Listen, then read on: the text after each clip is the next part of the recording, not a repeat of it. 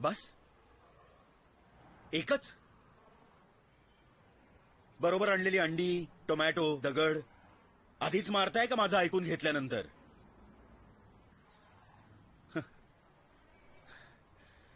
काय गंमत आहे नाही? मी निवडणूक लढवतोय हे ऐकल्यानंतर तुमचं पित्त खवळलं का? हक्क आहे मला. बाबासाहेब आंबेडकरांनी घटनेत मला अधिकार दिलाय. तो खुनी, दरोडेखोर, स्मगलर्स हे तुम्हाला खासदार आमदार म्हणून चालतात, पण एक प्रामाणिक मराठी माणूस आज राजकारणात जातोय असं म्हटल्यानंतर जणू काय मी तुम्हाला नरकात आणि मसणात घेऊन चाललोय अशी प्रतिक्रिया का?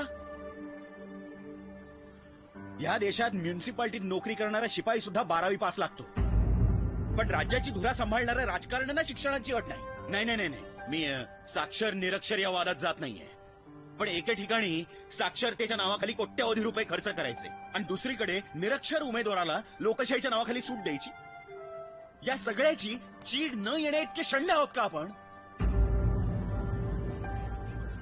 राजकारण हा बदमाशांचा शेवटचा अड्डा हे आपण मान्यच केलेलं आहे, पण राजकारण हा बदमाशांचा अड्डा कोणामुळे झाला याचा कधी विचार केलाय? राजकारणी चोर, लाचखाऊ, भ्रष्टाचारी, उन्मत्त असं आपणच ओरडणार आणि पुन्हा पुढल्या खेपेला आपणच त्यांना निवडून देणार. आम्ही नाही हो, आम्ही मतदान करणं कधी सोडून दिलंय. म्हणूनच तुम्ही जबाबदार आहात आजच्या राजकीय स्थितीला. निवडणुकीची सुट्टी तुम्ही हॉलिडे म्हणून साजरी करता आणि त्याचा फायदा घेऊन हे राजकारणी पैसे आणि बोगस मतांच्या जीवावर पुन्हा पुन्हा 5 वर्ष आपल्याला लुबाडायला मोकळे होतात. प्रत्येक नगरसेवक, आमदार, खासदार हे तुमच्या प्रश्नांची उत्तर द्यायला बांधील आहेत, पण आपल्यापैकी किती जण त्यांना त्यांच्या कृत्याचा जाब विचारतात?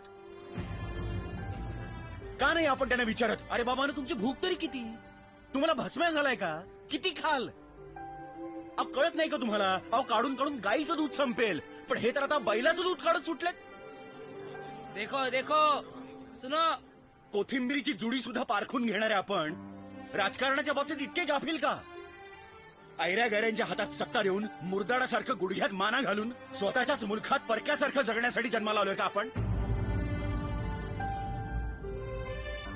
माझी राजकारण द्यायची पात्रता नाही हे मी जाणतो, पण आज तुम्हा लोकांना इथे एकत्र करण्यासाठी मला असं खोटं बोलावं लागलं. बोला ना, अच्छा आदमी. आज एकच सांगतो, जागे व्हा. अजूनही वेळ गेलेली नाही. आपल्या मनाशी पक्क करा, मतदान हा हक्क बजावायचाच. उमेदवार निवडताना त्याचं शिक्षण, त्याची निष्ठा, त्याची प्रामाणिकता, त्याची सामाजिक जाणीव हे सगळं तपासून बघा. तुमचं मत अमूल्य आहे, ते देताना नीट विचार करून द्या आणि मग बघा, तुम्हालाच तुमच्या शक्तीचा अंदाज येईल.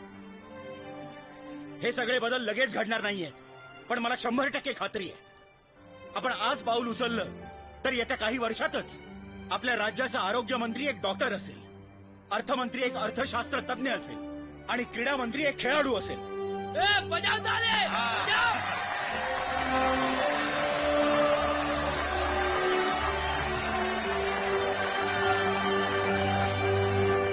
समर्थांनी महाराजांचं वर्णन केलं होतं, निश्चयाचा महामेरू.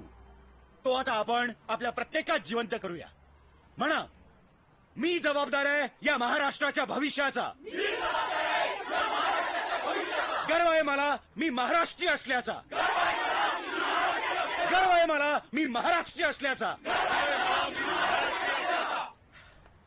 गर्व आहे मला मी महाराष्ट्रीय असल्याचा.